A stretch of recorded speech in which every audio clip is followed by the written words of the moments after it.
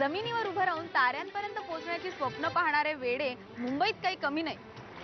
मराठी सिनेमाच्या कॅनव्हासवर हे ताऱ्यांचं बेट साकारणाऱ्या किरण यज्ञोपवीतला बालाजी सारखं बिग बॅनर मिळणं खरोखर उल्लेखनीय आहे. हे ताऱ्यांचं बेट बघायला बऱ्याच मराठी तारेतारेकांनी गर्दी केली होती. तू काढ पहिला नंबर आणि खरंच आलो तर 5 स्टार. 5 स्टार वाढ स्टार दिवस 5. पहिला शो लोकांच्या बरोबर मी स्वतः पाहिला आणि खूप बरं वाटलं. माझा जगातल्या चांगल्या गोष्टींवर विश्वास आहे आणि एका चांगल्या संस्काराची गोष्ट ताऱ्यांचं बेटमधनं आम्ही सांगितली आणि लोकांना ती मनापासून आवडली. त्यामुळे मला एक पुढच्या 2 वर्षात काम करण्याचा आणखीन हुरूप आलाय. खूप सुंदर सिनेमा असले सिनेमे बनणं खूप गरजेचं आहे आणि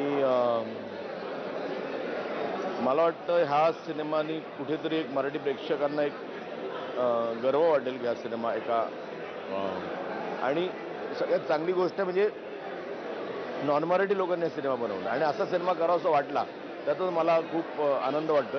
मला या वर्षातली मराठीतली ही खूप आवडलेली फिल्म आहे आणि अशा पद्धतीच्या इतक्या संवेदनशील असे चित्रपट खरंच इतर भाषांमध्ये किंवा हिंदीमध्ये येतात का अशी मला तर शंका वाटली. कारण अप्रतिम कथा, अप्रतिम अभिनय, खूप संवेदनशील फिल्म आहे. साधी सुंदर सोपी गोष्ट आणि तेवढ्याच साधेपणाने मांडणारी, कुठच्याही टेक्निकच्या आहारी न गेलेली आणि म्हणून ती जास्त जवळची वाटते, अतिशय हवीहवीशी वाटते कारण ती अतिशय नॅचरली खुलली आहे. आणि म्हणून मला असं वाटतं की लहान मुलांच्याकडनं ज्या वेळेला अशा प्रकारचा विषय मांडला जातो किंवा लहान मुलाला समोर धरून अशा प्रकारचा विषय सादर केला जातो तेव्हा तो पटकन मनाला भावतो. मी खूप अभ्यास करतोय कारण मला त्या राजमहालात राहायला जायचंय. या परीक्षेत दुसरा येऊ दे, वार्षिक परीक्षेत पहिला येऊ दे आणि मग नंतर नेहमीच पहिला येऊ दे. फार छान म्हणजे in terms of writing, in terms of performance, direction, music, it's a very good film. It's a international film. सगळ्यांनी बघावी अशी फिल्म आहे आणि अत्यंत लहान लहान गोष्टी एकत्र करून खूप साध्या सोप्या पद्धतीने सगळ्यांना कळेल असा हा सिनेमा बनवला आहे आणि तरीही तो अत्यंत मनाला भिडतो. सोपी गोष्ट सांगायला खूप अवघड असते, ते काम या सिनेमामध्ये खूप छान झालंय. सगळ्यांची कामं फार सुंदर झाली आहेत. म्हणजे ते कुटुंब खरंच कोकणात राहणारं एक साधं कुटुंब वाटतं.